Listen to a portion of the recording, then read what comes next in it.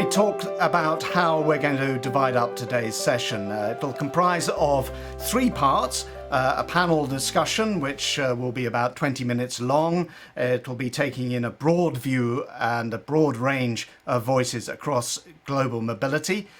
We will then have a dive into the themes of resilience, sustainability and flexibility, terms you're going to be hearing a little bit more of as we go on.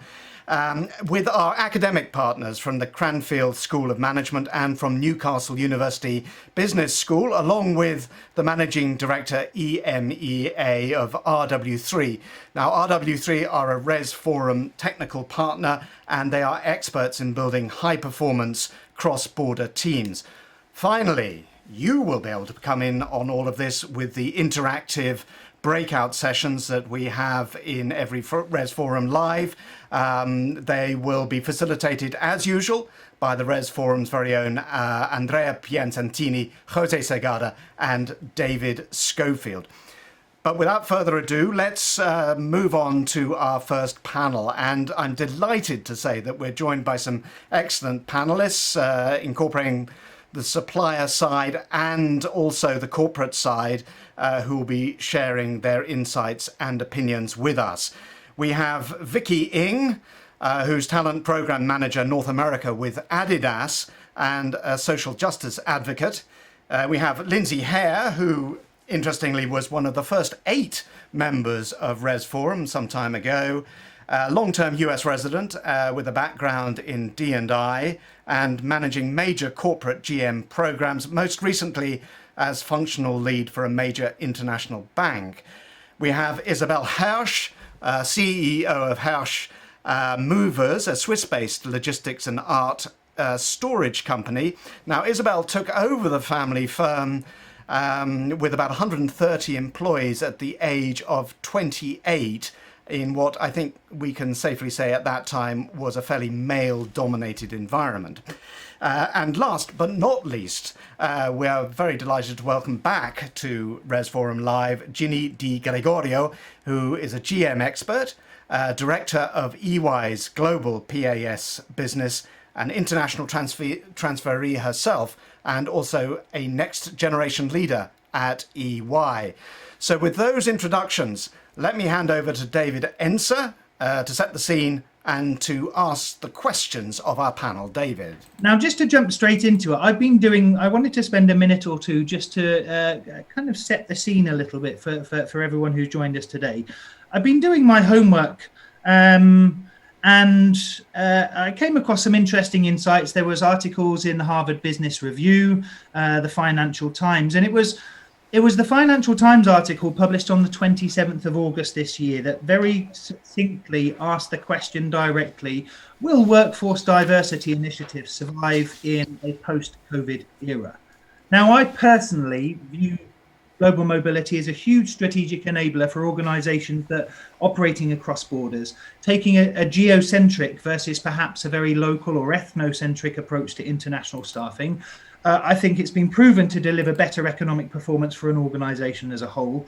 And building a diverse international talent pool can also be a really powerful tool, especially as we all look to emerge from the current crisis of the last few months. But the question I ask myself is there still this place for building physical, internationally diverse teams, or will this continue to be replaced by virtual collaboration? Have the days of sending people overseas to export culture come to an end?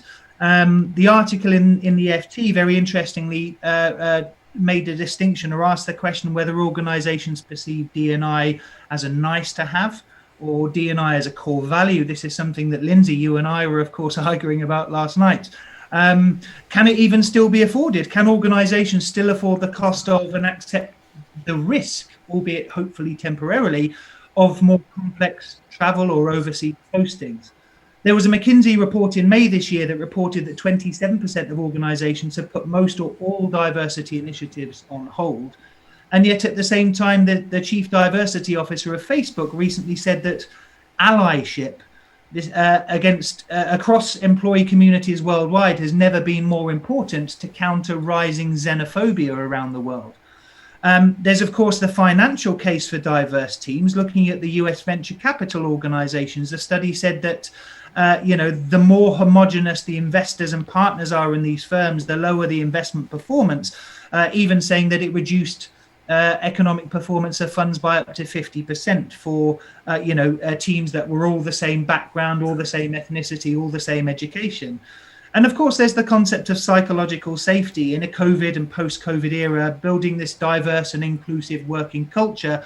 Will organizations in future choose to focus their efforts on regional or local issues versus global issues? And what does that mean for developing global versus local talent in future? So with that in mind, getting straight into it, I'd like to put my first question perhaps to Lindsay, if I may. So Lindsay, how have you seen organizations responding to this concept of flexibility and the need of meeting requests for cross-border and working from home in alternative locations? Do you think also that this may or may not be affected by a current push for returning to the office, the return to work? Yeah, so thanks for inviting me, first of all, and I hope everybody's safe and well. I think what we're really seeing is that we're asking the questions in terms of a duty of care. What are our employees comfortable with? And just for everybody on this call, I'm ex-Santander. I'm actually between positions now because my role was eliminated due to COVID and a restructure. So I'll talk a little bit about Santander and where we were at with that, but also what I've heard from other colleagues in the industry. So it is about the comfort level. I don't think any big company, particularly in financial services, is very interested in bringing people back to work. There's been a lot of surveys to say, what is your comfort? How do you feel? How do your family feel? Are your children going back to school at this point? So I'm not really seeing, definitely in Massachusetts, where we're super safe here, very low in the uptake of COVID. I'm not seeing that push to go back to work, but what I am seeing is companies coming up with a strategy for when people are ready to come back to work. So what we're trying to do, or what we were doing, is really coming up with how are we most comfortable in mobility, keeping people in the location they want to be kept in, not breaking any immigration rules, not breaking any tax rules, not breaking any payroll rules, and really coming up with a best-in-class strategy, really almost on a either business by business case or a location base.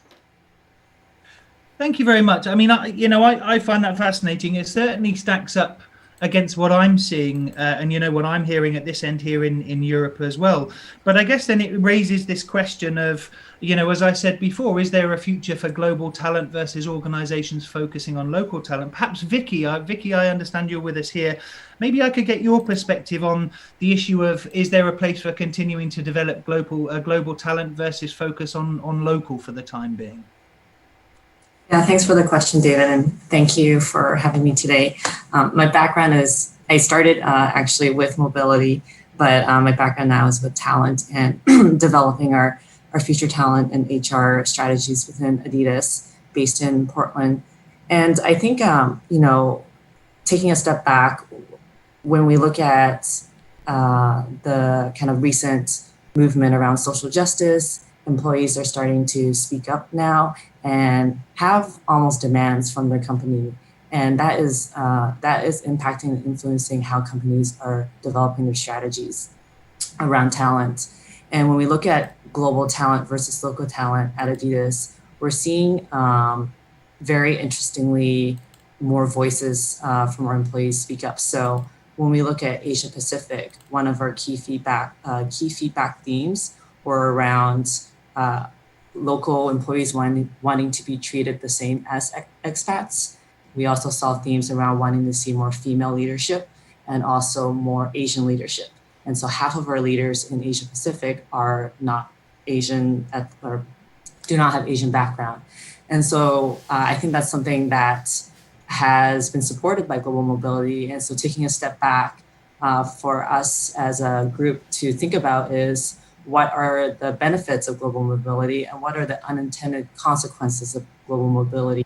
Because historically, this expat culture that we have in Asia Pacific have perpetuated more of a economic disparity between senior leaders who are exported from different countries, not from Asian countries, and then local employees, and now they're almost rising up and saying this is not fair. We want to be paid the same as expats or treated the same as expats, and we also want to have a chance to develop and be put into leadership positions. So you're seeing this trend over the past 5 years where students who used to want to work for Western companies are now going for Asian or Chinese-based companies because they have more of an opportunity there.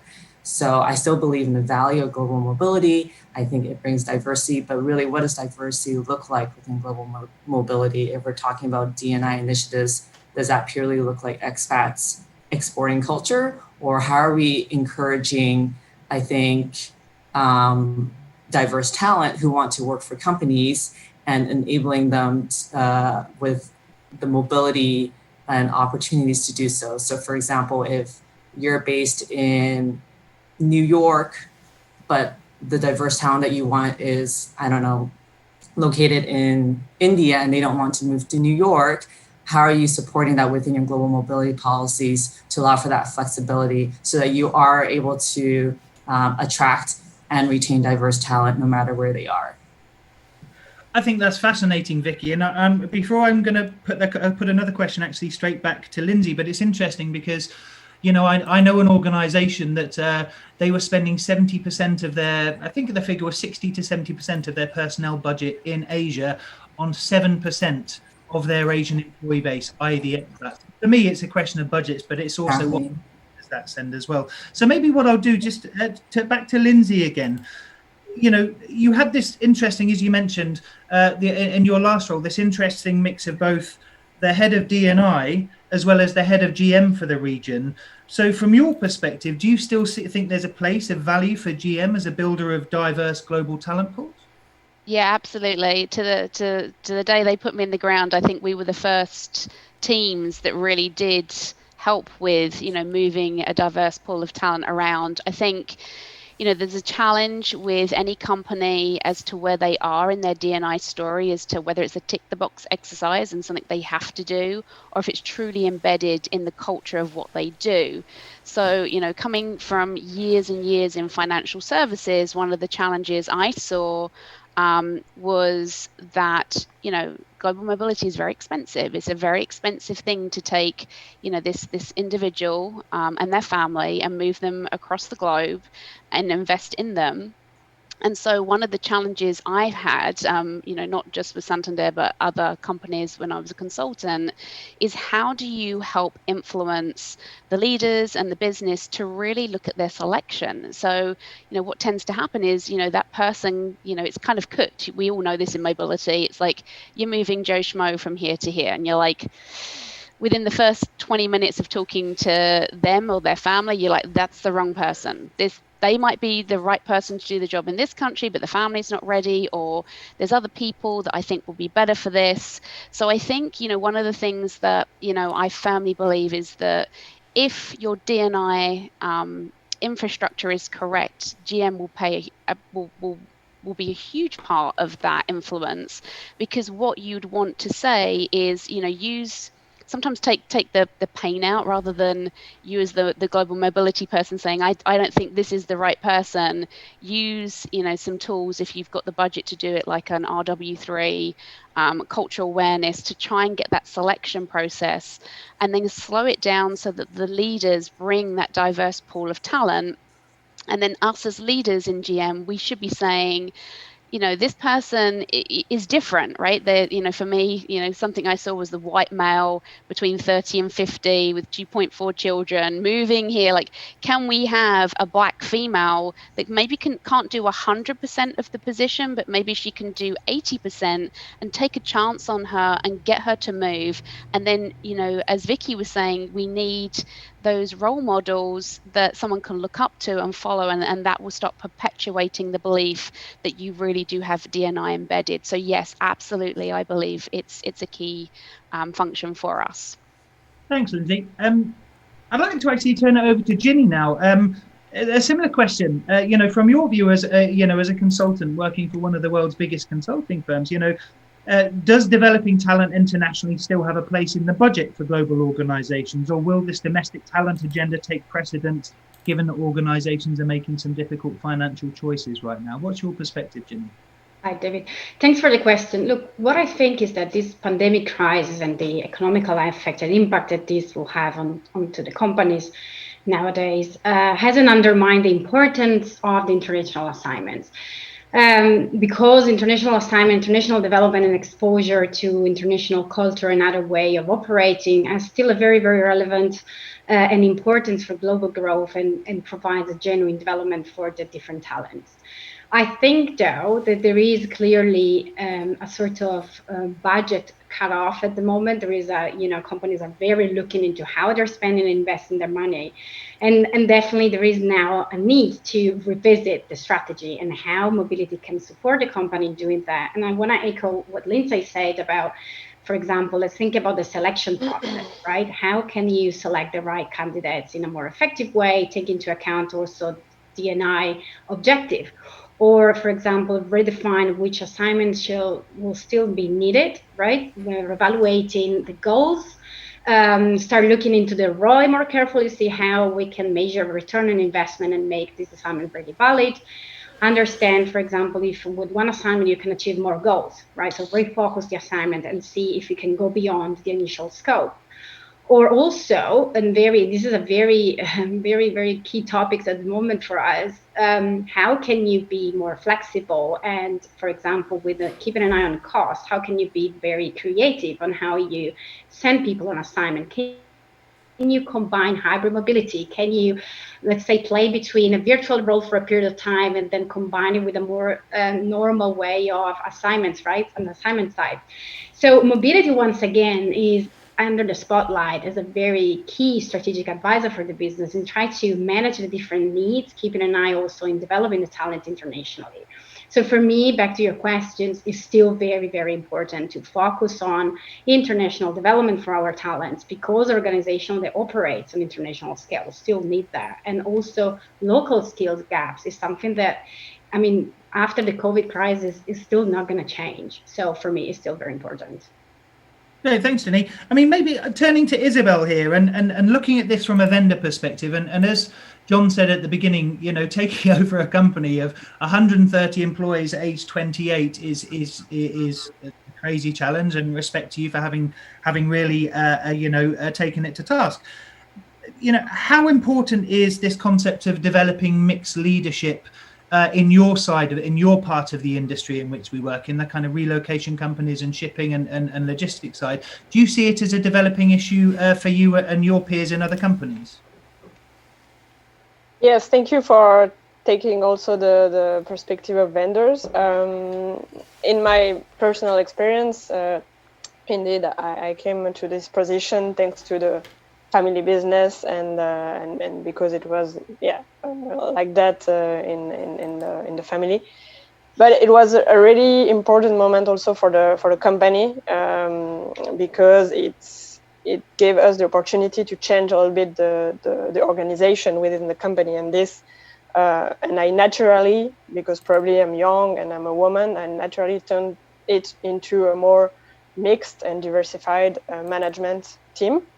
So this is a process who took some years because it's not easy to change, even if it's pretty small organization compare maybe with other multinational organization, but still I think it's important to give some time to organization to change the business model. And so before COVID, for me, it was already very important to have a mixed profile into my team. And it's not only about a gender question, it's also about the culture, it's about experience, and also about other question, not only gender.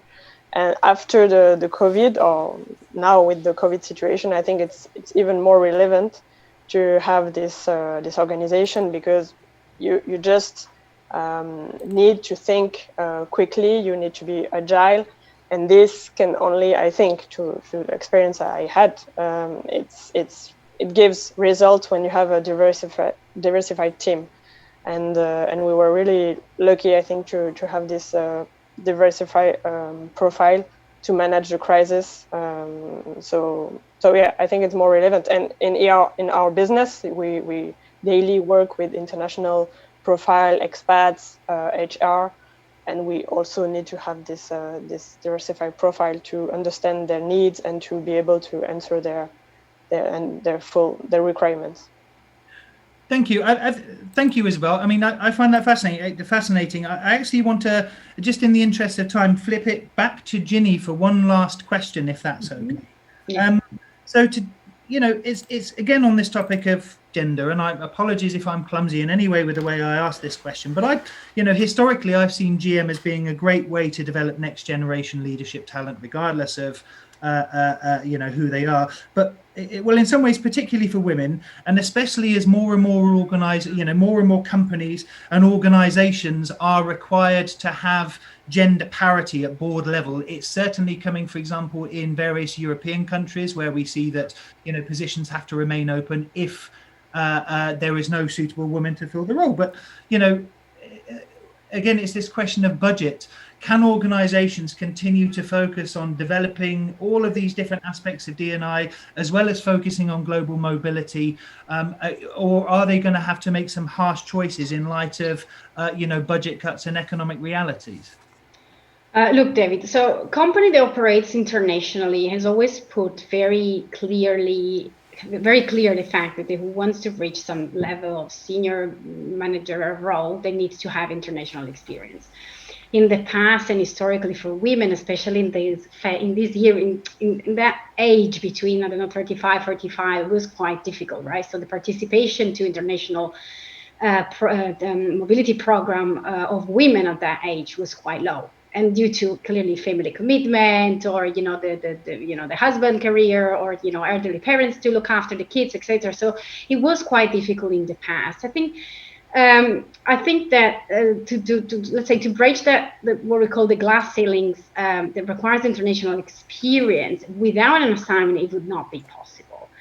On the other side, a lot of company has been pushed a lot of effort into diversity and inclusiveness agenda, right? Including gender diversity, including try to raise the number of women in more senior roles, etc. Probably most of them during the COVID had to put other priority in front. That means, for example, maintain productivity, consolidate the workforce capacity, etc. But pulling out completely from diversity inclusion objective would be a mistake.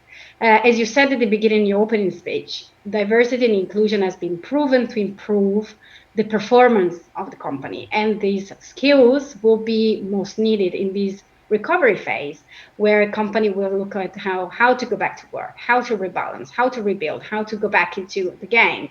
And it will be, a missed opportunity to back off from all the effort that has been made up to now because of the crisis. The COVID-19 crisis has definitely exposed some of the structural flaws of our economical and social system, hasn't created new disparity, has just created and highlighted even more critical failures. So this is an opportunity. I would turn this into a positive and say, look, this is the time where gender equality and the role, for example, of women, if we want to focus on that angle, as new leaders, it will be very relevant, even more than it was before. And it is a great opportunity now, where we are thinking about rebuilding and restarting, to try to close these gaps and try to really make a change. So I think, to your questions, I think, yes, company will be losing if they will forget about their agenda on diversity and inclusion. All I can say is thank you very much. I just wish I had another 20 minutes to continue the discussion, because it's absolutely fascinating and I love this subject. I just want to say a huge thank you to you all, to Ginny, to Lindsay, to Isabel and to Vicky. Fantastic to hear your perspectives. Thank you so much for your time. And John, I'll pass it back to you at this stage.